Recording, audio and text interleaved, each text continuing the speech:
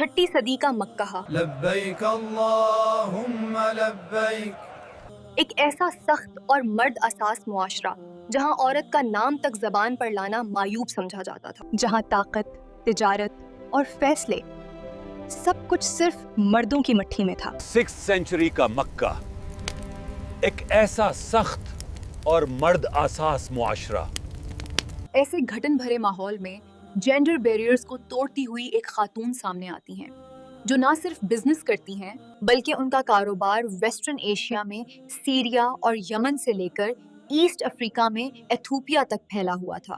ان کا کاروبار western Asia میں سیریا اور یمن سے لے کر ایک ایسی عورت جو اپنے دم پر پورے عرب کی مارکیٹ کو کنٹرول کرتی تھی، جسے دنیا آج طاہرہ کے نام سے جانتی ہے، دی بلینئر بزنس ویومن، سیدہ حضرت خدیجہ رضی اللہ عنہا۔ جسے دنیا اج طہیرہ کے نام سے جانتی ہے، دی بلینئر بزنس وومن۔ حضرت خدیجہ رضی اللہ عنہا عام الفیل سے تقریباً 15 سال پہلے 556 عیسوی میں پیدا ہوئیں۔ آپ کے والد خویلد بن اسد قریش کے قبیلے بنو اسد کے ایک نہایت معزز اور امیر تاجر تھے۔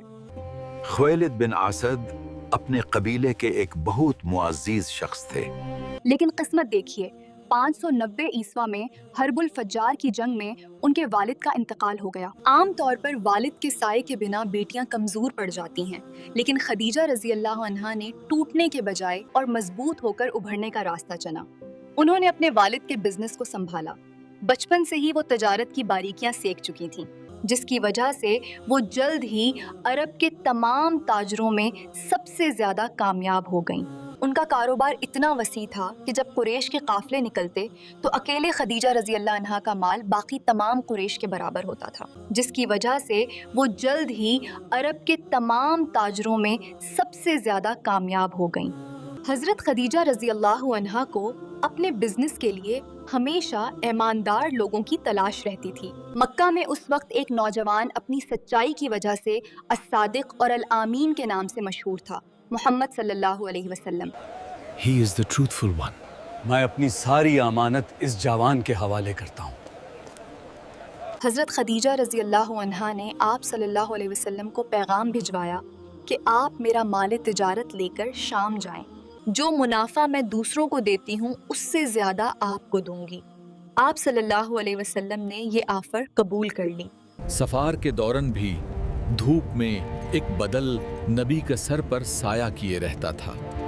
اس تجارتی سفر سے واپسی پر خدیجہ رضی اللہ عنہا کے غلام میسرہ نے آپ صلی اللہ علیہ وسلم کی سچائی، دیانت داری اور وہ معجزاتی بادل کا واقعہ سنایا جو آپ صلی اللہ علیہ وسلم پر سایہ کیے رہتا تھا۔ ان خصوصیات سے متاثر ہو کر حضرت خدیجہ رضی اللہ عنہا نے اپنی دوست نفیسہ کے ذریعے آپ صلی اللہ علیہ وسلم کو نکاح کا پیغام بھجوایا۔ مردوں میں اپنی مثال آپ ہے، اپنی دوست نفیسہ کے ذریعے نکاح کا پیغام بھیجوایا۔ شادی کے 15 سال بعد جب پہلی وحی نازل ہوئی تو آپ صلی اللہ علیہ وسلم گھبرا کر گھر تشریف لائے اور فرمایا، زملونی زملونی۔ مجھے کمبل اڑا دو، مجھے خوف ہے۔ یہاں خدیجہ رضی اللہ عنہا کا بے مثال کردار سامنے آتا ہے۔ انہوں نے آپ صلی اللہ علیہ وسلم کو تسلی دیتے ہوئے وہ الفاظ کہے جو آج بھی تاریخ کا حصہ ہیں۔ صحیح بخاری کی حدیث نمبر 3 کے مطابق آپ نے فرمایا، ہرگز نہیں، اللہ کی قسم، اللہ آپ کو کبھی رسوا نہیں کرے گا۔ آپ رشتہ داروں کا خیال رکھتے ہیں، بے سہارا لوگوں کا بوجھ اٹھاتے ہیں، مہمان نواز ہیں اور مشکل وقت میں حق کا ساتھ دیتے ہیں۔ اسلام قبول کرنے کے بعد مکہ کی سب سے امیر خاتون نے اپنی ساری دولت دین اسلام کے لیے وقف کر دی۔ جب کفار مکہ نے بنو ہاشم کا بائیکاٹ کیا تو حضرت خدیجہ رضی اللہ عنہا نے شاب ابی طالب ہوم کی گھاٹی میں بھوک اور پیاس کی وہ سختیاں جھیلیں جن کا تصور بھی مشکل ہے۔ اسی دوران بھوک اور کمزوری کی وجہ سے 11 رمضان ہجرت سے 3 سال پہلے آپ رضی اللہ عنہا اس دنیا سے رخصت ہو گئیں۔ آپ صلی اللہ علیہ وسلم کو ان کی وفات کا اتنا غم تھا کہ اس سال کو عام الحزن قرار دیا گیا۔